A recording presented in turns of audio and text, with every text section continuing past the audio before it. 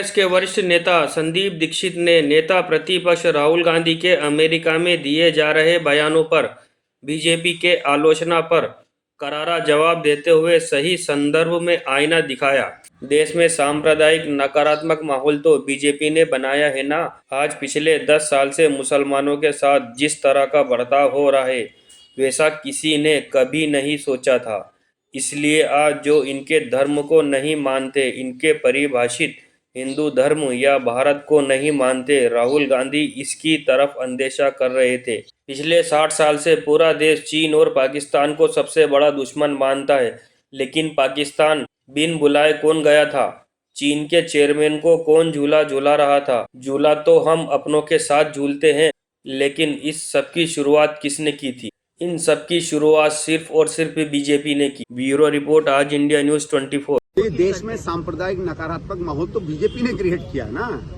आज से 10-15 साल पहले जिस तरीके से मुसलमानों के साथ आज सड़कों पे बर्ताव हो रहा है, कहीं पकड़ के उनको पीट दिया जाता है, वो बेचारे अगर कुछ खा रहे होते हैं तो उनका मतलब जिस बुरी हालत से उनकी पिटाई होती है, एक बुजुर्ग आदमी को जिस तरीके से ट्रेन में किया जाता है, कहीं गोली मार दी जाती है और उनके ऊपर कोई प्रतिक्रिया तक नहीं आती है। आपको कभी लगता था कि मुस्लिम समुदाय के लोगों के साथ इस तरह का व्यवहार होगा?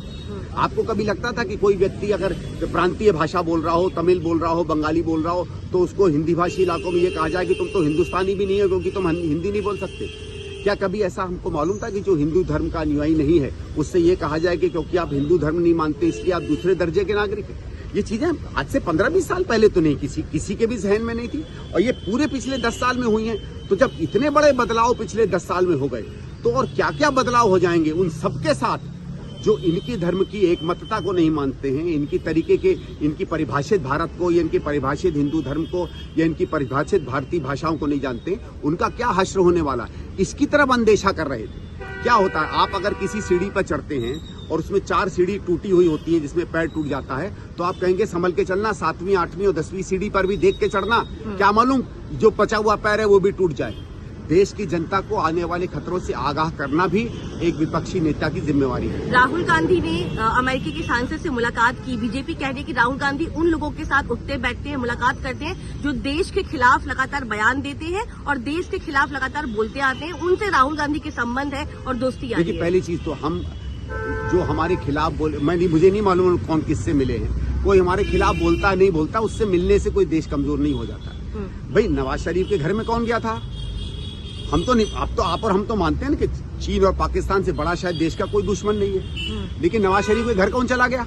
वो भी शादी पे, चलो सरकारी फंक्शन में जाते हैं। फिर चीन के आप वो क्या कहते हैं चेयरमैन को बुलाते हैं। आज से नहीं, पिछले 60 साल से चीन हमारा सबसे बड़ा दुश्मन रहा है, तो आप उनके साथ चलो टेबल पे बात कर लेते, टेलीफोन पे बात कर लेते। आप तो उनके साथ झूला झूल रहे थे। भाई, हमने भी इस देश का समाज देखा है, झूला तो हम अपनों के साथ झूलते हैं।